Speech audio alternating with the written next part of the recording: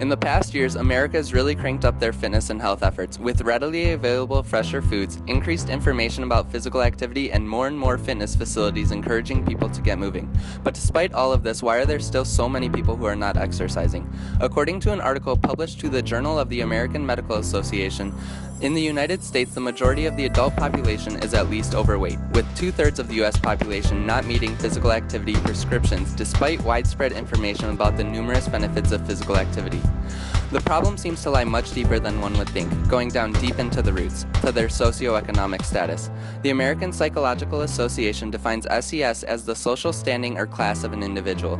It is often measured as a combination of education, income, and occupation. However, there are many aspects of SES that stand in the way of physical activity levels, like accessibility, availability of resources, stress, lack of knowledge and information, education level, employment status, annual income, peer influence, and many more. Several studies have shown that low income, education, and job status negatively affect access to care and health outcomes. Whether someone chooses to work out or not depends on so much more than just having the motivation to exercise, but rather on their whole background. Several studies have shown that differences in exercise behavior and intention across SES levels may reflect the extent to which environments constrain or promote specific behaviors. Let's take a look at how these kinds of unexpected influences affect people's physical activity levels from all different kinds of socioeconomic statuses. Let's start off with Jimmy. Jimmy is 24 years old and lives in a household of 4 people, where the annual income is at $150,000. Jimmy's father, who is a general practitioner, is the main source of income for the household, aside from Jimmy having a job of his own. Jimmy has had some college background and exercises about 4 times a week and feels that exercise keeps his mind mentally focused.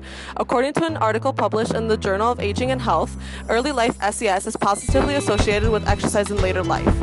His hometown offers many resources and ways for the community to get moving altogether, like bike events and fun runs. When given a stress scale of 0 to 10, 0 being no stress and 10 being very high stress, Jimmy describes his stress level at a 4 or 5. The majority of his stress comes from work, where he has been recently promoted. One of the main ways Jimmy likes to de-stress is through exercise. Jimmy is very lucky to have readily available resources and a low stress level. However, most people are not this lucky, like Kay. Kay is 19 years old and lives in a household of 5 people and an annual income of $20,000. Kay's dad is currently out of work, which leaves her and her mother to pay for any bills and expenses. Neither one of her parents attended college, but Kay is the first in her family who is. Balancing a job and college is tough, but Kay says time to exercise twice a week. She suffers from type 1 diabetes and exercises to help control the disease. According to a study by Dr. Actop, people from lower socioeconomic status groups are less likely to be physically active and more likely to be a risk for disease associated with physical inactivity.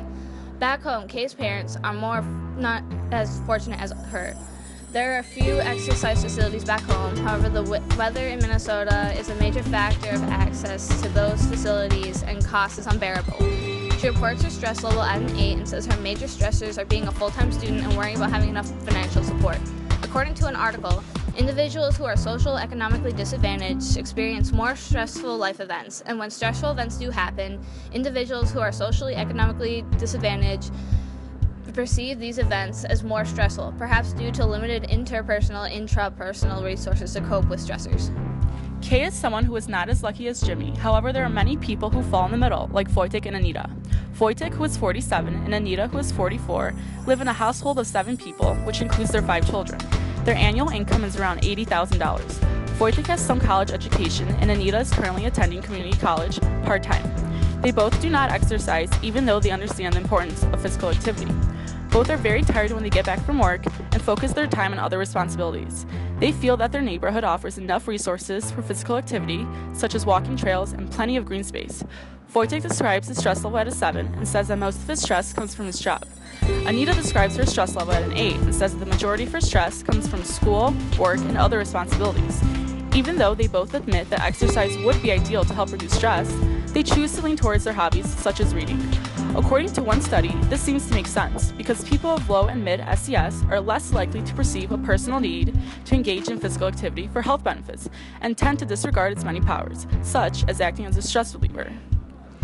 Comparing these two interviews to research we have found, there indeed seem to be direct correspondence between SES and physical activity levels. For instance, people of high SES, like Jimmy, tend to have tertiary level education, full-time employment in managerial or professional occupations, and high income, have available facilities for recreational physical activity through their occupation and/or environment, expect emotional benefits such as feeling good, improved confidence, self-esteem, and stress management, and all in all have greater economic resources, easier access to knowledge, and healthy lifestyles and support through a strong social network, which makes it easier, more likely that this group will act in a health-promoting way.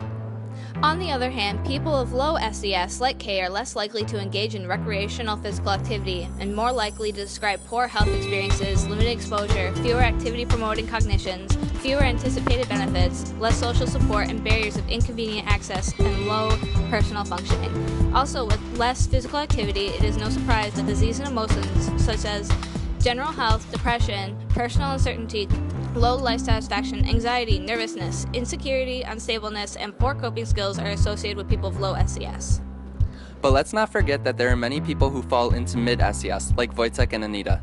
Not only is physical activity directly correlated to SES, but a relationship to BMI and the size of our brain also exists. One study shows that body mass index in children from low SES was significantly higher when compared to high SES. Another study illustrates that individual-level socioeconomic status predicted cerebral volumes. Lower SES was associated with smaller cerebral gray matter volumes.